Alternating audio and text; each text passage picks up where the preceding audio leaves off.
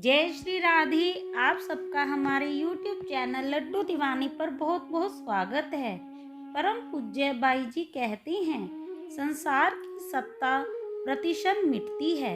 जगत में दो ही चीजें हैं, लीला और लीलामय। जिस प्रकार एक ही स्वप्न दृष्टा पुरुष स्वप्न की सृष्टि करता है और उसका अनुभव करता है, उसी प्रकार एक ही परमात्मा एक ही लीलामय संसार में लीलारत है। एक प्राचीन कथा है कि महाराज जनक अपने महल में सो रहे थे। सोते हुए उन्हें स्वप्न आया कि किसी दूसरे राजा ने उन पर आक्रमण कर दिया। उसने विजय प्राप्त कर ली और इनका सब कुछ छीन गया।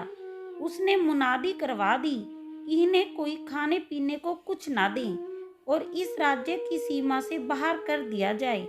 इन्हें ऐसा स्वप्न आ रहा था और उस स्वप्न में ही 3 दिन व्यतीत हो गए, परंतु राजा को कुछ खाने पीने को नहीं मिला। भूख प्यास से पीड़ित राजा को कोई आश्रय देने को तैयार नहीं। चौथे दिन वे उस राज्य की सीमा के बाहर उस स्थान पर पहुंचे जहां अन्न सत्र चल रहा था। सबको भोजन दिया जा चुका था। तब ये रोते हुए वहां पहुंचे और कुछ देने के लिए निवेदन किया। अनक्षेत्र के व्यक्ति ने कहा, भाई और कुछ तो नहीं है, इस पात्र में जली हुई खिचड़ी की खुरचन लगी है, इसे ले लो। भूख तो इन्हें लगी ही थी। इन्होंने खुरचन लेकर जो ही खाना प्रारंभ करना चाहा, त्यों ही एक चील ने झपट्टा मारा और खिचड़ी गिर गई। खिचड़ी नीचे गिरते ही इन्होंने जोर से चीखा और चीख असली हो गई। स्वप्न टूट गया। राजा भाग गए। राजा की यह चीख महल में लोगों ने सुनी। तुरंत रानियां, नौकर चाकर, दास दासी, दीवान साहब दौड़े आए। डॉक्टर वैद्य बुलाए गए। सबने पूछा, महाराज क्या हुआ? अब महाराज बड़े असमंजस में पड़ गए।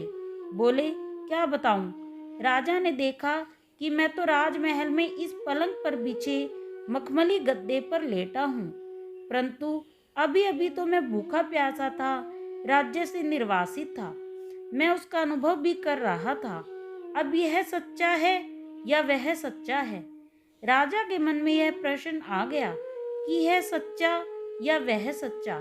यह प्रश्न उनके जीवन में आ गया। जिसे भी देखें उससे यही प्रश्न करें। वैद्यों ने निदान किया कि राजा का मस्तिष्क किसी स्वप्न को देखकर भ्रमित हो गया है। वे पागल हो गए हैं। राजा महल में बैठे रहते, जो खाने को दिया जाता वह खा लेते और जो भी मिलता उससे यही पूछते, यह सच्चा या वह सच्चा। एक दिन अष्टावक्र मुनि राजमहल में आए। वे बड़े तपस्वी, योगी, सिद्ध पुरुष थे। मुनि को राजा के स्वप्न का पूरा वृतांत बताया गया। अष्टावक्र जी बड़े मनोवैज्ञानिक पंडित थे। उन्होंने समझ लिया कि स्वप्न ही राजा की इस स्थिति का मुख्य कारण है। वे राजा के पास बैठ गए और वार्ता शुरू की। अष्टावक्र ने कहा, राजन, जिस समय तुम राज्य से निर्वासित किए गए और तुम्हारा सब कुछ छीन लिया गया, उस समय तुम राजा थे क्या? जनक बोले, मुनिवर, उस समय मैं एकदम साधारण व्यक्ति था।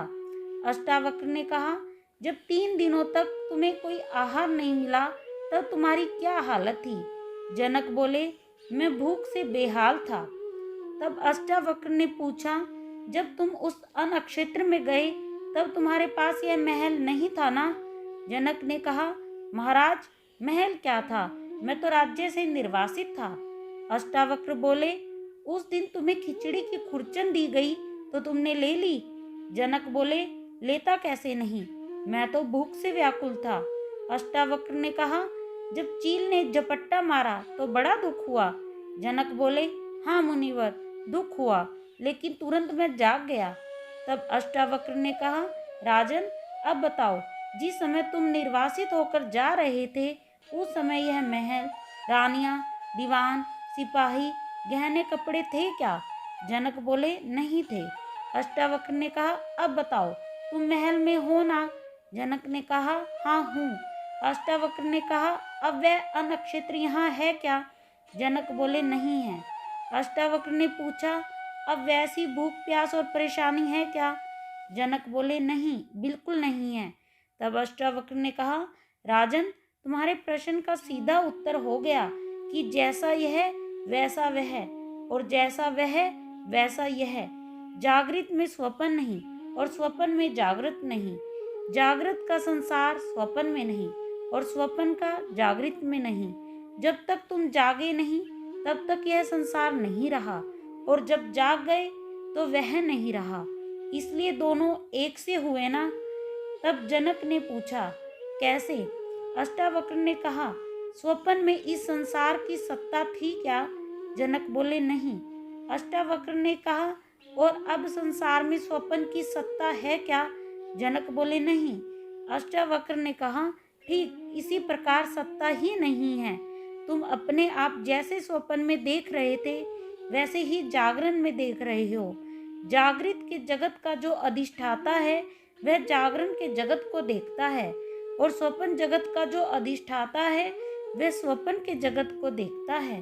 तुम दोनों को देखने वाले हो, वास्तव में दोनों की ही सत्ता नहीं है। जय श्री राधे, जय श्री कृष्णा, जय कुंज बिहारी श्री हरिदास।